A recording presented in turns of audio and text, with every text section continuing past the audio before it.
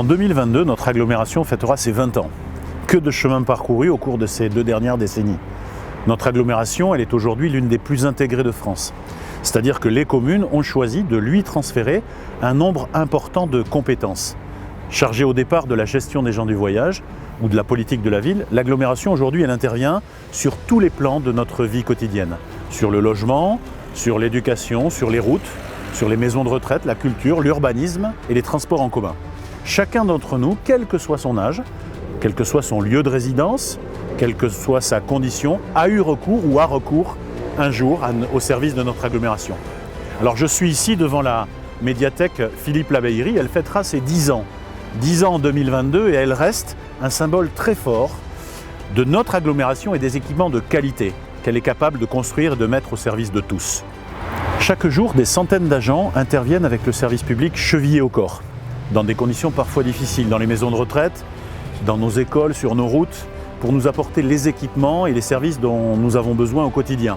Cette construction, elle s'est faite progressivement par la volonté politique des maires, de tous les maires, et de mes prédécesseurs à qui il faut rendre hommage, et l'hommage qu'ils méritent, Jean-Pierre Julian et Geneviève Darrieussecq. En 2021, comme au cours des dernières années, nous avons eu à cœur de consolider l'exercice de ces compétences, en améliorant le service public, en créant de nouveaux dispositifs dont bénéficient les habitants et les entreprises qui travaillent au développement et à l'attractivité de notre territoire. Nous avons aussi, et c'était un effort indispensable, entrepris le redressement de nos finances locales, qui avait été mise à rude épreuve au cours des années antérieures. Ce travail entrepris, il nous permet aujourd'hui d'envisager l'année 2022 avec de la confiance et avec de la sérénité. D'abord, parce que nous espérons de tout cœur en finir avec cette interminable pandémie, qui est une cohorte de contraintes, de désorganisation, parfois de drames qui pèsent sur nos vies, mais aussi et surtout parce qu'avec ces marges de manœuvre retrouvées, Mont-de-Marsan Agglomération va pouvoir s'investir encore davantage.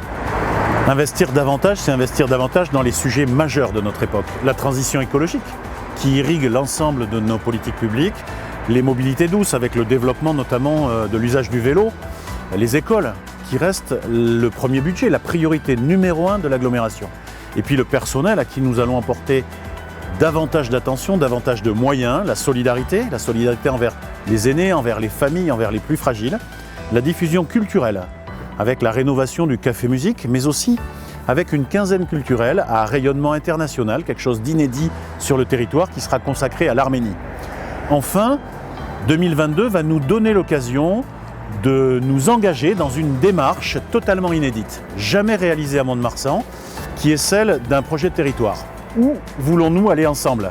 Quelles priorités, quels équipements nous devons mettre en œuvre pour notre politique? Quelle politique d'attractivité résidentielle, touristique, économique à horizon 2035? Ces questions, nous allons nous les poser avec toutes les forces vives du territoire et avec chacun et chacune d'entre vous tout au long de l'année 2022.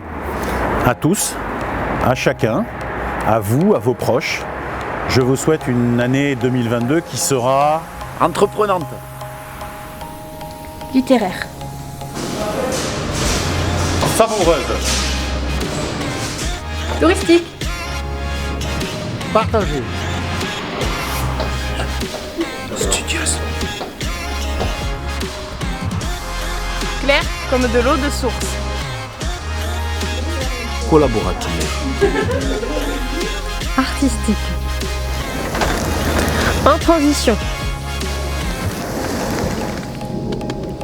Sportive. Ouais!